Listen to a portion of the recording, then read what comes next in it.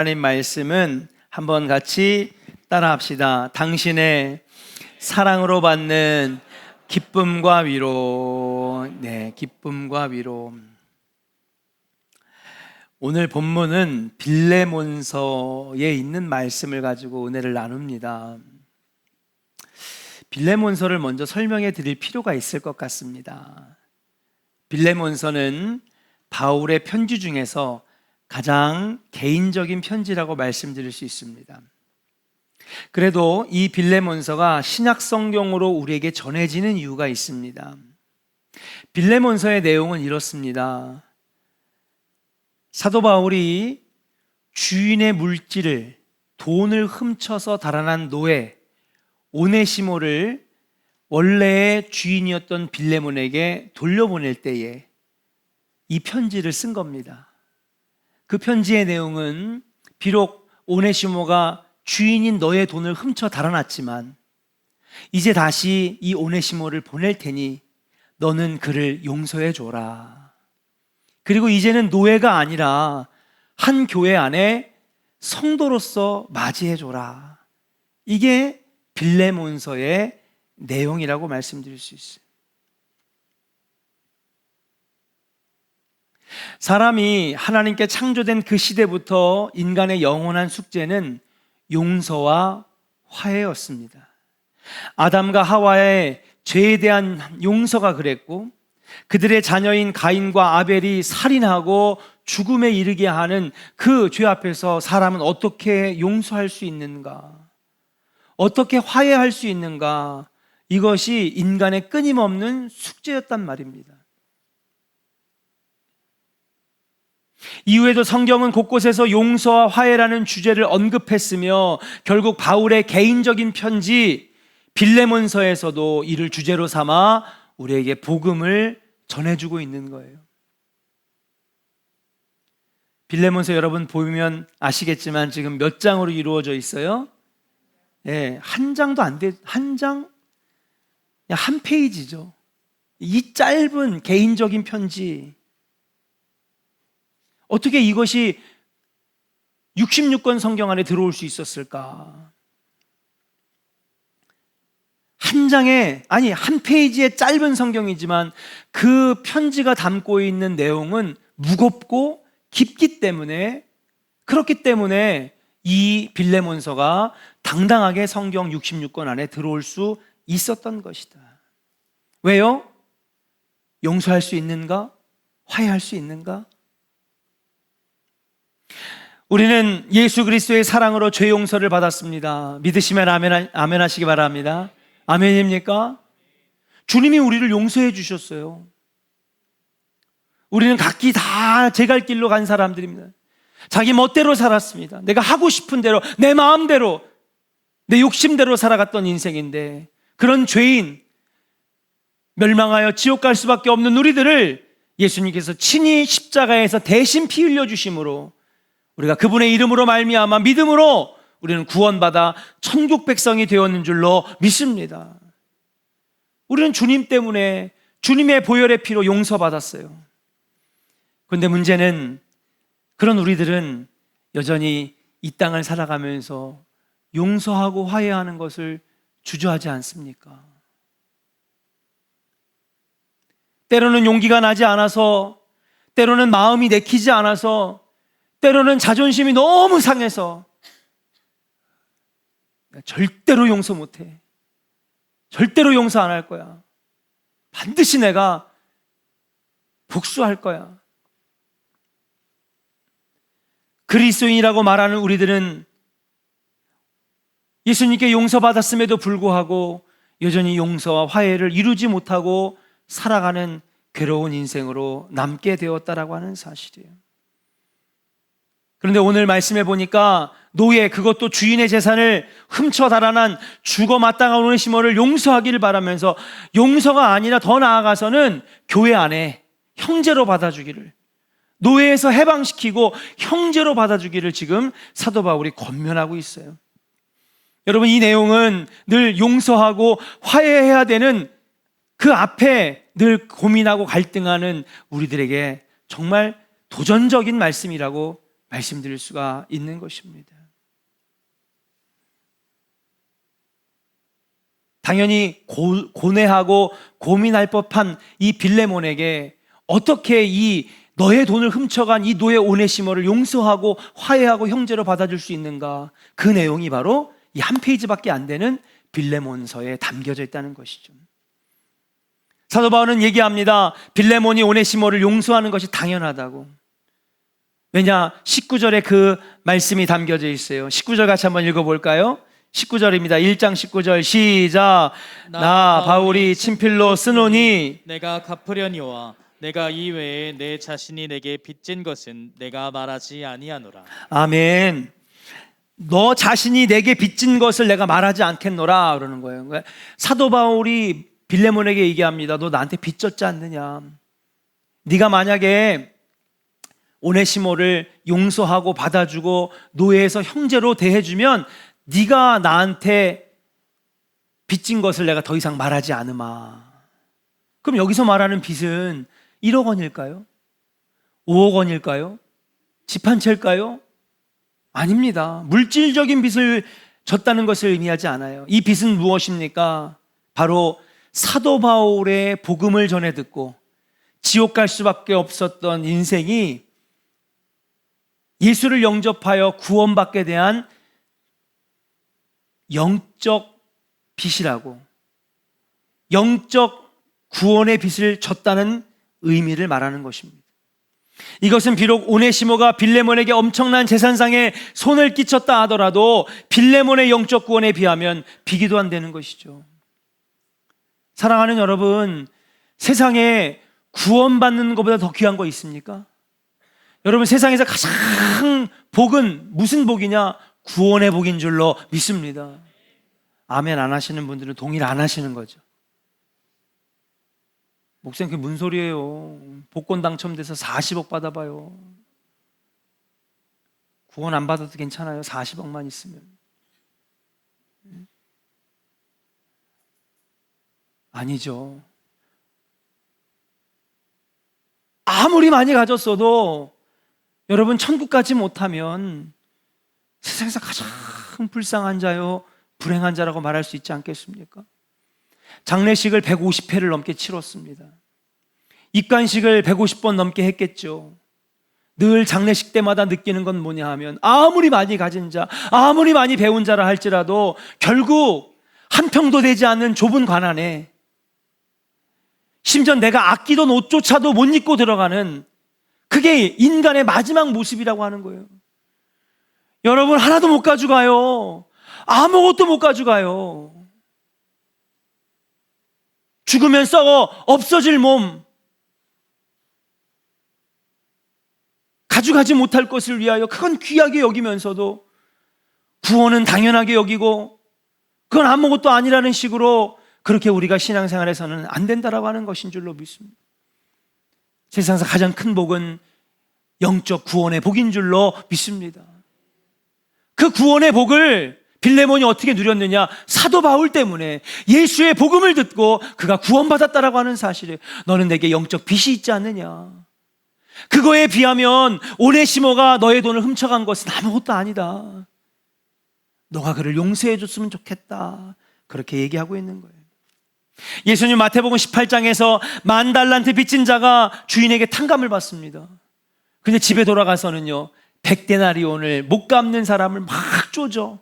그것도 안 갚으냐고 말이야. 너 내가 지금 당장 가가지고 고소한다고. 지금 재판장이요 얼마를? 10,000달란트를 탕감해 줬어요. 1달란트가 얼마인지 아십니까? 집 한 채를 살 수 있는 돈이니까 10,000달란트는요 계산이 안 되는 돈인 거예요. 그게 뭔지 아십니까? 구원의 복이에요. 돈으로 따질 수 없고 통계를 낼 수 없고 따질 수 없는 어마어마한 탕감이 바로 구원인 줄로 믿습니다. 그런데 구원은 받았으면서 가가지고는요 별거 아닌 것 때문에 너 용서하지 않을 거야. 내가 가만두나 봐라. 너 나한테 모욕을 줬어. 용서하지 못하면 안 된다는 거죠. 그러면서 예수님께서 이 비유를 말씀하시면서 우리에게 꼭 용서해주고 화해하라고 하는 메시지를 남기십니다. 마태복음 18장 35절입니다. 우리 스크린을 보면서 함께 같이 선포합니다. 시작. 너희가 각각 마음으로부터 형제를 용서하지 아니하면 나의 하늘 아버지께서도 너희에게 이와 같이 하시리라. 아멘. 너희가 나로 용서를 받았는데 돌아가서는 그 작은 것 하나 용서해 주지 못한다면 나도 너희들을 용서하지 않겠다. 결국 용서와 화해는 우리 믿는 성도들에게는요, 선택이 아니에요. 용서는 필수인 줄로 믿습니다. 바울이 빌레몬이 오네시모를 용서하고 화해하여 사랑으로 대해준다면 그것이 바로 자신을 돕는 일이며 동역이라고 말하고 있는 거예요. 자, 빌레몬서에서 이렇게 얘기하는 이유가 있어요. 그것이 바로 7절의 말씀입니다. 우리 7절로 한번 넘어가서 같이 한번 선포해 볼까요? 7절입니다. 시작. 형제여, 성도들의 마음이 너로 말미암아 평안함을 얻었으니 내가 너의 사랑으로 많은 기쁨과 위로를 받았노라. 아멘. 오늘 교육자 복원주의를 맞이하면서 어떤 설교를 할까 하다가 교육자 복원주일이, 목회자 복원주일이 목사님들 건강하게 목회할 수 있도록 성도들이 기도해주고 신경 써주는 날인데 11년 동안 담임 목회를 하면서 생각해 봤어요. 도대체 뭐가 교육자를 힘나게 하고 건강하게 하고 건강한 목회를 하게 할까? 근데 오늘 빌레몬서에서 답을 주는 거예요. 뭐예요? 너로 말미암아 평안을 얻었으니 너가 베푸는 그 사랑 때문에 따라합시다. 내가 많은 기쁨과 위로를 받았노라. 빌레몬아, 오네시모를 다시 보낼 테니까 너는 이 오네시모를 용서해줘라. 그리고 사랑으로 품어주고 노예에서 해방시켜준 다음에 그를 이제는 부려먹는 노예가 아니라 정말 교회 안에서 사랑으로 품어주는 형제처럼 대해라. 그러면 그것을 본 나는 큰 힘이 될 것이고 기쁨이 될 것이고 위로가 될 것이다. 교육자 복원주의를 맞이하여서 목회자의 육신이 건강할 수 있도록 지원하는 것도 참 중요합니다. 그러나 사랑하는 여러분, 무엇이 목회자들의 사역을 돕고 목회자들이 힘이 나게 되며 목회자들이 기쁨과 위로로 건강하게 목회할 수 있을까요? 그것은 바로 성도들이 서로 사랑하고 용서해주고 화해하고 품어줄 때에 그 모습을 본 목회자는 가장 큰 힘을 얻고 위로를 얻게 되는 것인 줄로 믿습니다. 저는 오늘 본문에서 우리 교회 공동체가 어떻게 목회자들에게 큰 힘이 되고 건강한 목회를 하게 할 수 있는지 그 비결들을 조금 더 깊게 알아보면서 우리 오늘 성도들과 목회자의 관계 가운데 은혜만 넘치는 역사가 있기를 주의 이름으로 간절히 축원합니다. 첫 번째 따라합시다. 믿음의 교제가 선을 알게 해야 합니다. 할렐루야.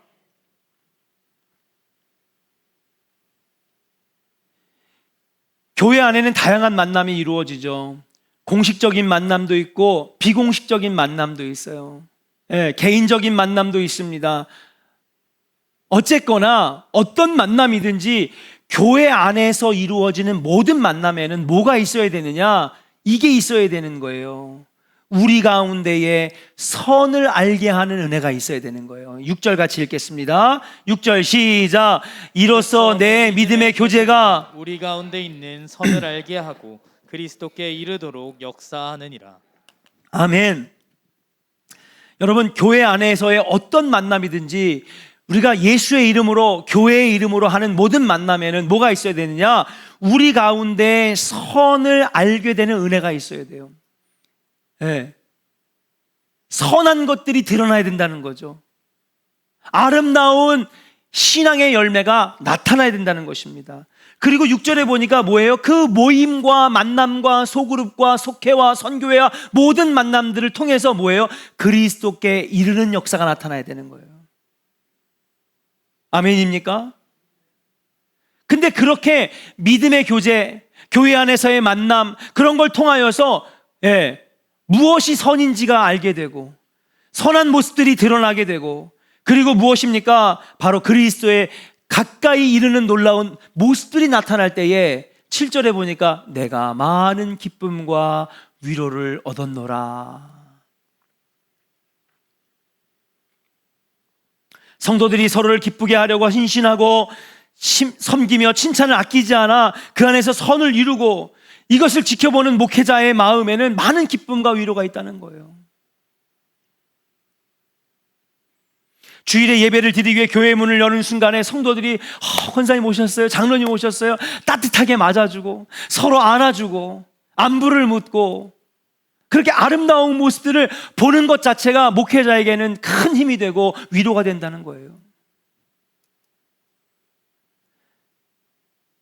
목회자의 건강은 바로 그런 성도들의 선한 모습을 볼 때에 나오는 것인 줄로 믿습니다. 물론 건강검진도 받아야 되겠죠. 예, 좋은 약도 먹으면 좋겠습니다. 예, 건강한 음식을 먹어도 참 좋을 것입니다. 그러나 무엇보다도 성도들이 서로 사랑하고 용서해주고, 예, 그 모임마다 서로가 위로해주고 그렇게 아름다운 선한 모습들을 만들어 나갈 때에 그거를 보는 목회자는 큰 기쁨과 위로를 얻고 힘을 얻는다는 거예요. 사랑하는 조원의 성도 여러분, 우리 조원교회의 모든 모임이, 심지어는 여러분들이 개인적으로 만나는 모임들도 교회에 있어요. 그 모임이 선한 것들이 나타나고 은혜만 가득하고 그 모임을 통하여서 그리스도께 더 가까이 가는 모임만 있기를 주의 이름으로 간절히 축원합니다. 개 모임 하지 마세요. 100% 안 좋게 끝납니다. 우리 교회에서 나가신 분들 나가서 개 모임 했는데 또 깨져가지고 교회가 또 갈라졌다 그러더라고요. 그래서 제가 신방 갔어요. 이제 좋은 교회로 돌아오세요. 옆에 영학교회는요 40명이 개 모임 하다가 한 사람이 들고 날라가지고 40명이 다 시험에 빠졌습니다. 권사님들이. 그건 주님이 원하시는 모습이 아니에요.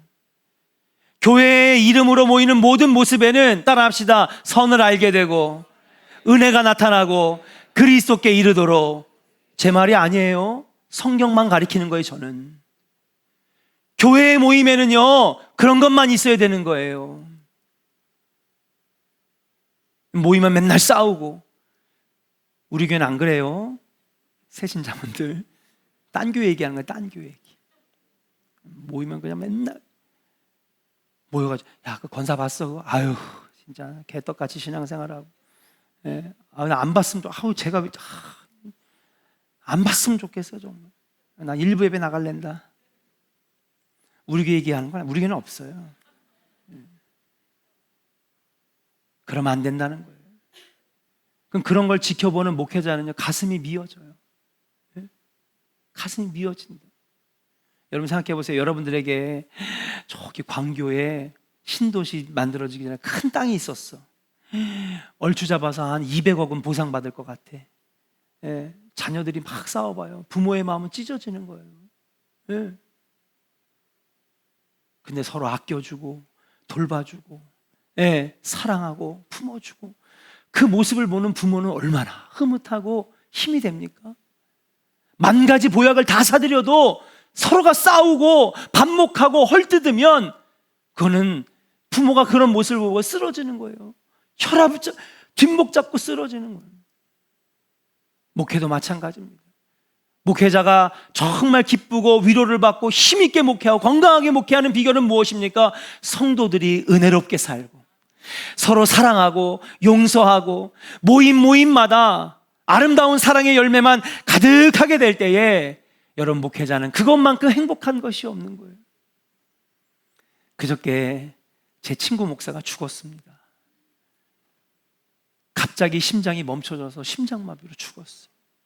손도 못 써보고 앰뷸런스가 도착하기 전에 하늘 날아갔어요. 20년 가까이 목회를 하면서 교회만 8군데로 옮겨 다녔습니다. 가는 곳마다 교회를 또 옮기게 될 때 서목사 나 목회 고만할까봐 나 목회 고만할까봐 너무 힘들어. 그래도 주님이 맡겨주신 사명인데 끝까지 해야지. 예. 성도들은 세상에 나가서 힘들게 일하는데, 예? 저들을 위해 복음 전해야지. 그렇게 서로 고민을 나눴던 그 친구가 제가 거짓말을 한 게 아니에요. 오늘 끝나고 장례식장 가야 됩니다.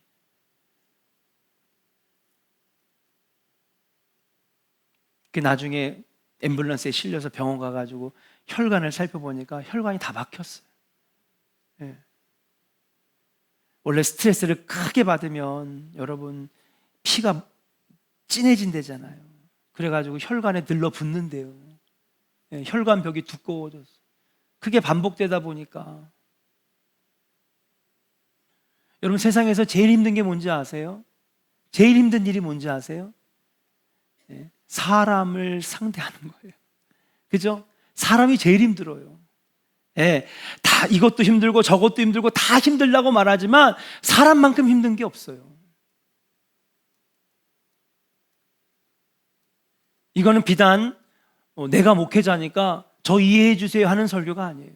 우리 모두가 다 같이 나눠야 될 말씀인 줄로 믿습니다. 교회 왔는데 안 좋은 모습만 보이고 싸우는 모습만 보고 갈등하고 반목하는 모습만 보면 신앙생활이 행복하겠냐고요. 교회 왔더니 막 웃는 얼굴로 맞아주고, 예, 용서해주고 사랑으로 품어주는 그 모습을 볼 때 내가 예수 믿기 잘했다, 이 교회 다니길 잘했다, 신앙생활에 보람이 느껴지고 기쁨이 느껴지는 것 아니겠습니까? 하물며 성도들이 나누는 믿음의 교제가 얼마나 복스러운 건지를 보게 되는 목회자의 기쁨이 있는데 하늘아버지께서 그 모습을 볼 때 얼마나 기뻐하시겠어요? 하나님도 기뻐하시고 하나님도 영광 받으시는 줄로 믿습니다. 우리 조원교회 안에 있는 모든 만남과 교제와 그리고 모임이 선을 알게 되는 은혜, 선한 것들이 드러나는 모임, 그리스도께 이르는 모임 되기를 주의 이름으로 간절히 축원합니다. 우리 조원교회는 절대 교회 안에서 세상적인 모임을 거부합니다. 세상적인 모임을 거부해요. 세상적인 거 여기 갖고 들어오지 마세요. 절대로. 교회는요, 예배하는 곳이고 기도하는 곳이고 말씀 보는 것이지. 물론 때로는 밥도 먹을 수 있고 차도 마실 수 있고 다양한 것들도 할 수 있지만 그것이 메인이 아닙니다. 먼저 예배하고 기도하고 말씀 가운데 주님 만나서 그 안에 아름다운 선한 열매들이 맺어지고 난 다음에, 그리고 나서 여러분 이 모임들을 만들어가고 이루어가는 것이지. 여러분들의 모임을 내가 볼 때마다, 여러분들의 선교에 속해, 그리고 여러분들의 모든 모임 모일 때마다 여러분 아름다운 만남과 교제 그리고 선한 열매들이 주렁주렁 맺히기를 주의 이름으로 간절히 축원합니다. 우리 앞사람에게 축복하겠습니다. 믿음의 열매가 맺어지는 만남 됩시다. 할렐루야. 두 번째로 따라합시다. 나에게 무익한 사람을 유익한 사람으로 대해야 합니다. 네. 첫 번째는요, 모든 만남과 믿음의 교제 안에 선을 알게 되고 선한 것들이 나타나고 그리고 그리스도께 이르는 만남이 돼야 돼. 그 모습들을 볼 때에 목회자도 힘이 되고 하나님도 기뻐하신다는 거예요. 두 번째는 우리가 해야 될 게 무엇이냐? 무익한 사람을 유익한 사람으로 대하는 거예요. 자, 여러분 오네시모의 이름의 뜻이 뭔지 아십니까? 예, useful, 바로 쓸모 있는 사람. 예, 유익한 사람이란 뜻이에요. 오네시모가. 자, 그런데 오네시모는 이 원래 주인이었던 빌레몬에게 유익한 사람이었을까요? 무익한 사람이었을까요? 무익한 게 아니라 해를 입힌 사람이죠. 자, 생각해 봅시다. 당시에 주인의 물질을 도둑질했어요. 재산산에 손해를 입혔습니다. 예. 그런데 이 신분이 뭐예요? 일반인도 아니고 노예였어요. 얼마나 괘씸했겠습니까? 노예가 내 돈을 훔쳐? 그 당시에 로마법에는요, 주인에게 노예의 생명권이 달려있기 때문에 죽일 수도 있고 살릴 수도 있었어요. 큰 죄를 졌다면 얼마든지 오네시모의 목을 쳤을 것입니다. 그런데 엄청난 물질을 가지고 도망갔어요. 자, 오네시모가 그 돈을 가지고 뭐를 했느냐? 여기저기 돌아다니면서 돈을 씁니다. 그러다가 안 되니까 어디로 갔냐면요, 바울이 갇혀있는 로마까지 도망을 갔어요. 자, 생각을 해보니 이 노예가 전에 재산은 아무것도 없었을 것이고 노예였으니까, 노예는 재산이 없어요. 근데 돈을 훔쳤으니 여기저기서 먹고 자고 쓰고 옷 입고 그러다가 나중에 로마까지 갔는데 여기까지 간 돈을 계산을 해보니 그 액수가 적은 액수일까요? 많은 액수일까요? 여러분 5만 원 훔쳤는데 김태훈 집사님 5만 원 훔쳤는데 로마까지 갈 수 있어요? 못 가죠? 그러니까 여러분 우리가 한번 상상력을 발휘해보면 어마어마한 돈을 훔친 거예요. 재산상 큰 피해를 입힐 정도의 돈을 훔쳐간 거예요. 때려 죽일 놈이죠. 유익한 사람이 아니라 지금 무익한 사람을 넘어서서 해를 끼친 해악한 사람이었어요. 주인에게 상당한 재산상 손해를 끼친 더군다나 도망간 노예는 주인인 빌레몬에게 해악을 끼친 사람이 분명합니다. 그런데 지금 오늘 뭐라고 하냐면요, 바울이 빌레몬에게 편지를 쓰면서 오네시모를 보면서 이 보내는 오네시모가 유익한 사람이라고 소개하고 있어요. 말이 안 되는 거죠. 여러분 어떻게 생각하세요? 상식적으로 유익한 사람입니까? 무익한 사람입니까? 무익한 사람이죠.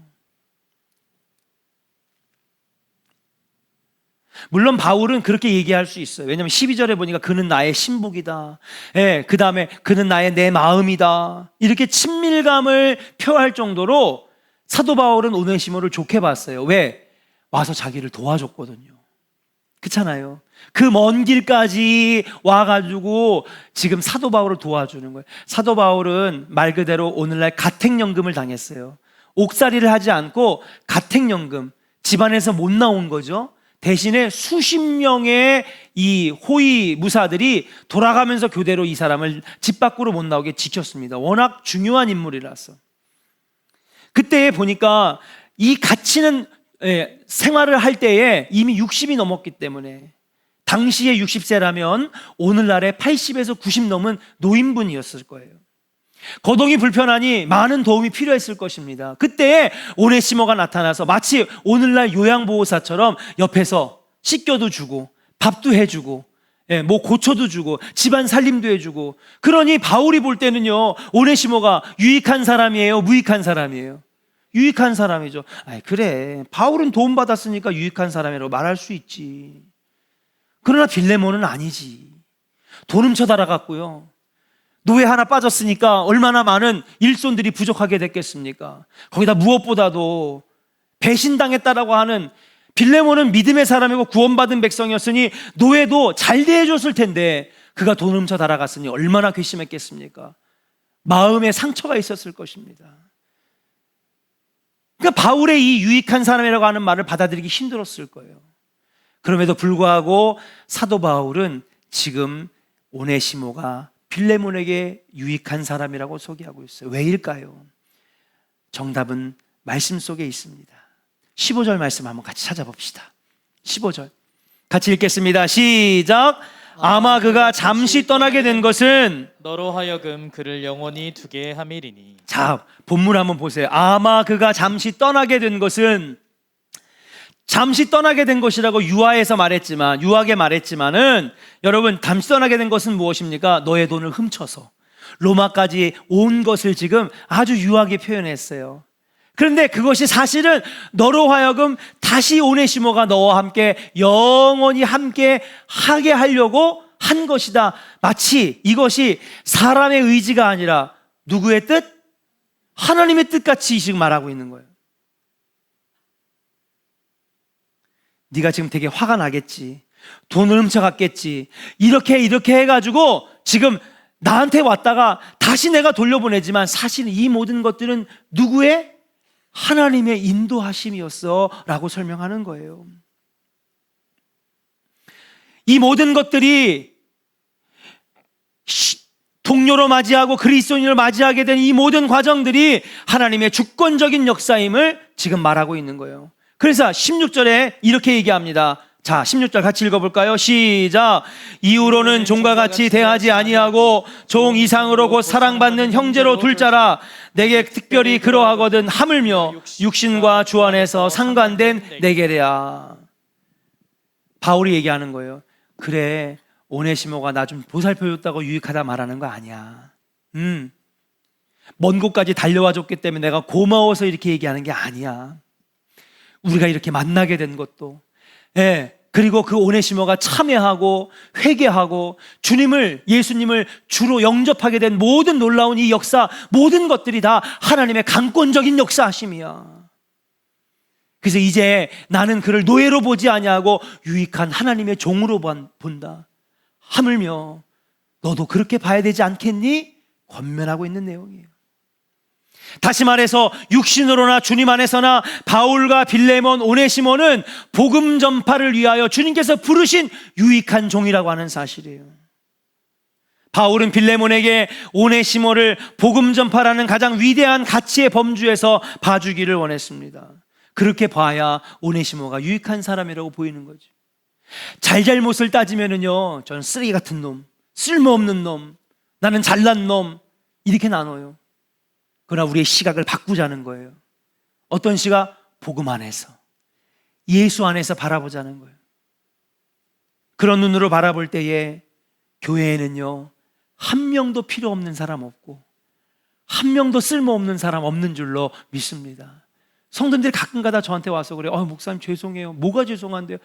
제가 교회에 도움도 안 되고 돈도 별로 없어가지고 도움도 안 되고 나이는 먹어가지고 계단도 올라가기 힘든데 그냥 교회에 그냥 도움도 못 되고. 여러분, 그런 말씀 하지 마세요. 하나님께서 뜻이 계셔서, 하나님께서 원하시는 뜻이 계셔서 수많은 교회 가운데 여러분들을 조언자단으로 불러주셨고 시키실 일이 있으셔서 하나님께서 여러분들을 이곳으로 불러 모아주셨는 줄로 믿습니다. 하나님께서 쓰실 일이 있어서 우리 각자를 조언교회로 부르신 거예요. 그렇기 때문에 교회 안에서는 높고 낮음이 없어요. 잘난 것, 못난 것 없어요. 우리 모두가 복음 안에서 가치 있는 사람이고 하나님 안에서 쓸모 있는 사람이고 사명을 감당해야 될 하나님의 자녀인 줄로 믿습니다. 사랑하는 조은의 성도 여러분, 이제부터 복음의 눈으로 성도들을 바라보시기를 주의 이름으로 간절히 축원합니다. 너 나한테 그렇게 했어? 나쁜 놈. 세상적인 눈으로 교회에서는 보는 게 아니에요. 교회에서 옆에 있는 성도들을 볼 때는 복음의 눈으로 봐야 되고 은혜의 눈으로 봐야 될 줄로 믿습니다. 복음이 우리에게 가장 가치 있음을 믿는다면은 여러분, 교회 안에는, 아니 세상에는 내게 무익한 사람은 없는 거예요. 복음의 눈으로 보게 되는 역사가 있어야 된다는 사실. 우리 한번 옆 사람 봅시다. 자, 보셨어요? 유익한 사람이에요? 무익한 사람이에요? 한번 고백합시다. 당신은 유익한 사람입니다. 쓰실 일이 있어서 부르셨습니다. 아멘입니까? 여러분, 여러분들이 좋은 교회 선택한 것 같죠? 천만의 말씀이에요. 인간의 모든 것들은 주님이 주관하시는 줄로 믿습니다. 만물을 다스리시는 분도, 만물을 운행하시는 분도, 온 우주를 운행하시는 분도 여호와 하나님이신 거예요. 내가 좋은 교회를 선택한 것 같지만 아니에요. 주님께서 이 재단에서 여러분들을 통하여 하실 일이 있기 때문에 부르셨는 줄로 믿습니다. 그 복음의 눈으로 볼 때는 우리 모두는 불필요한 사람 없고 쓸모없는 사람 없고 우린 다 주님 안에서 유익한 사람이에요.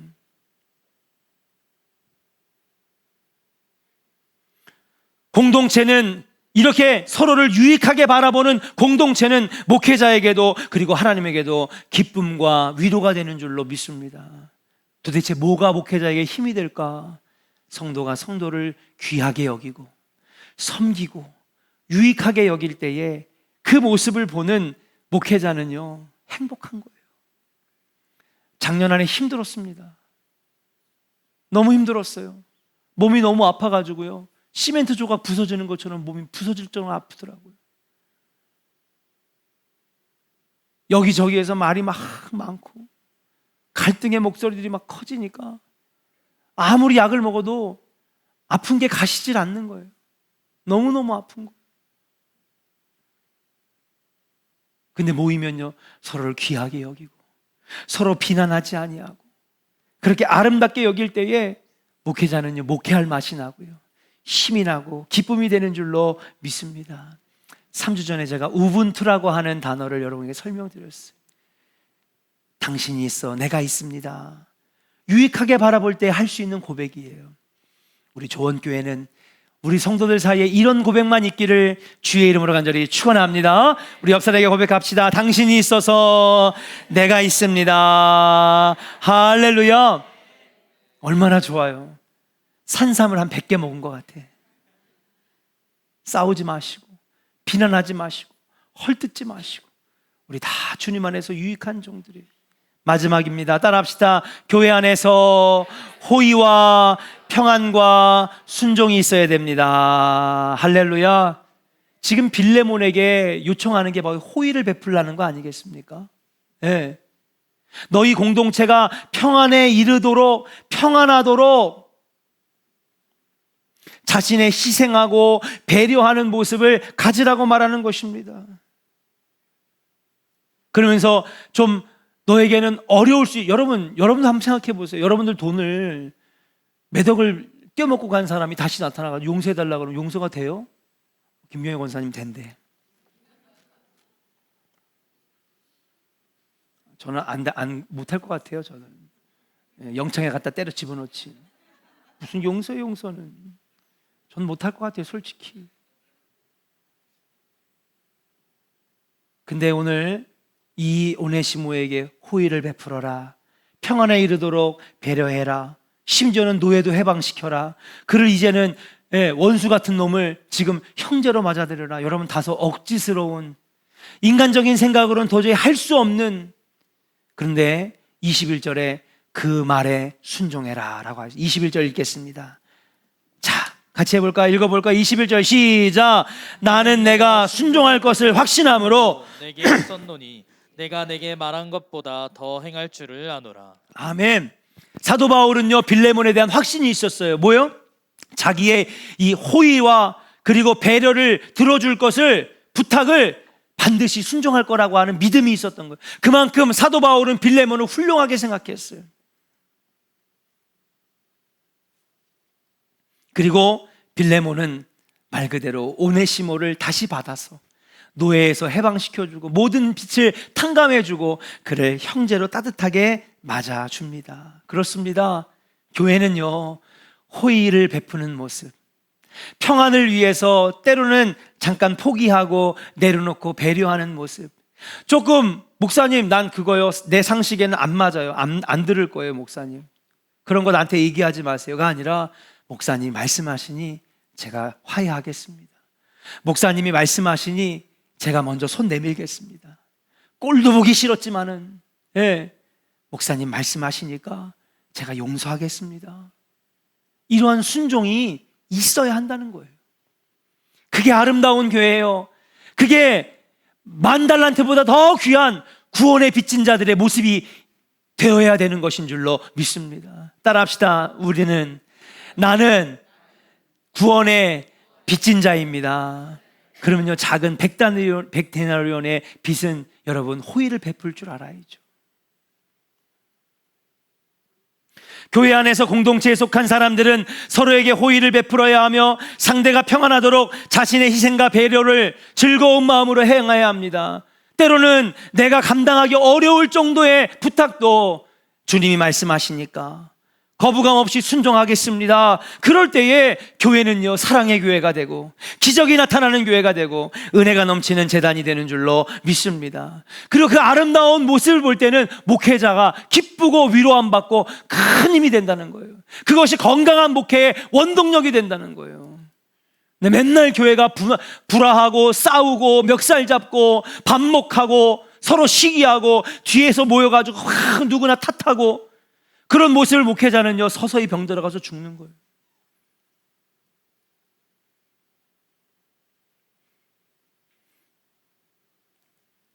솔직하게 빨리 손 들어주세요. 설교 다 끝났어요. 시집간 딸 아들이 있다. 손 빨리 들어요. 네, 자, 손 내리세요.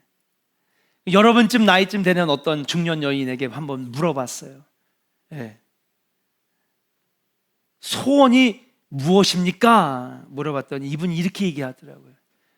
저는 그저 우리 시집간 딸이요, 잘 살면 됩니다. 그것으로 남편한테 사랑받고 아이들 잘 키워서 그냥 행복하게 사는 거, 그거밖에 없어요.